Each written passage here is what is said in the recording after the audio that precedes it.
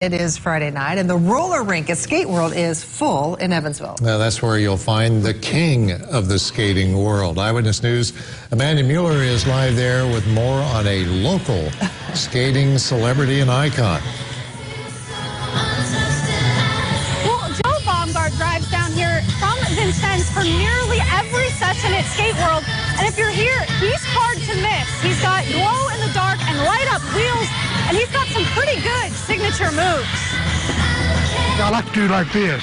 I do like this also. If you ask Joe how long he's been coming here, 1970. he doesn't have an exact date, but that doesn't matter. Because I don't act up my age. Joe got his start and his VIP status in an unusual way. The owners asked me, "Hey Joe, you want to skate for free?"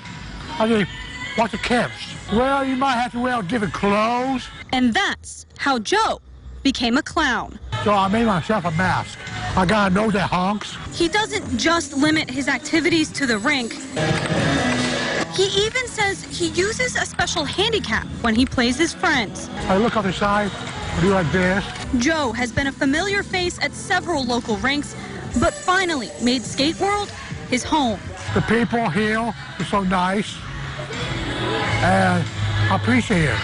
I mean, they treat me like I'm not an old man.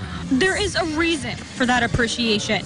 Joe says he skates for exercise, but he's also taught the love and skill of skating to generations. He taught me how to skate sideways. When I didn't know how to go backwards, he showed me.